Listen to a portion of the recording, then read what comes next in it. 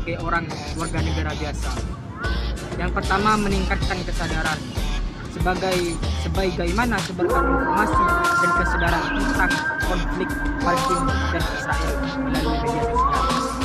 Blog atau dengan berbicara dengan teman dan keluarga. Jangan biarkan narasi palsu Zionis memenuhi media sosial kita.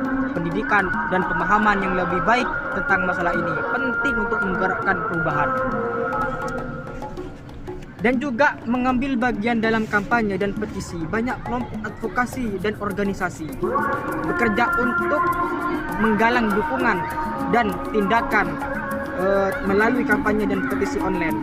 Bergabung dengan kampanye semacam itu atau mendatangkan petisi dapat memberikan dukungan tambahan kepada upaya perdamaian. Yakni juga ada boikot produk Israel.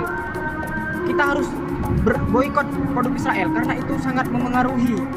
Beberapa aktivis mendukung boikot terhadap produk Israel sebagai cara untuk mengekspresikan ketidaksetujuan terhadap tindakan Zionis Israel. Ini adalah tindakan yang menimbulkan pro dan kontra serta perlu pertimbangan yang matang. Partisipasi dalam demonstrasi damai, bergabung dalam demonstrasi damai dan aksi protes non-kekerasan dapat memengaruhi opini publik dan menunjukkan dukungan terhadap perdamaian di Palestina. Pastikan demonstrasi tersebut berlangsung dalam kerangka hukum dan tidak melibatkan kekerasan. Sekian dari saya, terima kasih. Warahmatullahi wabarakatuh. Saya sebagai lanjutan dari Kang Wasil. Dan apa yang terjadi di Jalur Gaza?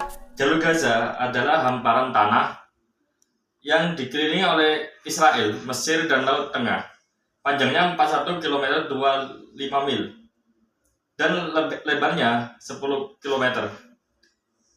Sebagai rumah bagi sekitar 2,3 juta orang, tempat ini merupakan salah satu tempat terpadat di bumi.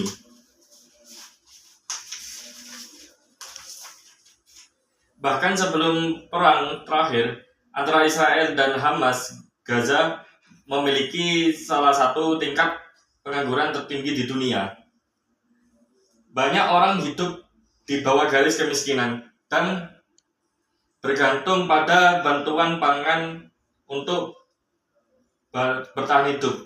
Batas-batas Gaza ditetapkan sebagai hasil Perang Timur Tengah tahun 1948 ketika wilayah itu diduduki oleh Mesir. Bagaimana dengan pengungsi Palestina? Ada sekitar 5,9 juta orang Palestina yang terdaftar oleh PBB sebagai pengungsi.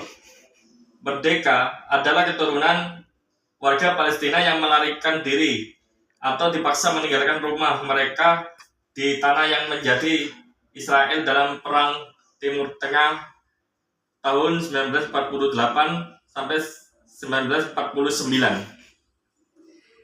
Sebagian besar yang tinggal di Yordania, Jalur Gaza, tepi barat, Suriah, dan Lebanon. Palestina bersikeras atau hak pengungsi untuk kembali, tetapi Israel menolaknya. Israel mengkritik Badan Pengungsi Palestina PBB UNRWA karena membiarkan status pengungsi diwariskan kepada generasi berikutnya. Sekian, wassalamualaikum warahmatullahi wabarakatuh.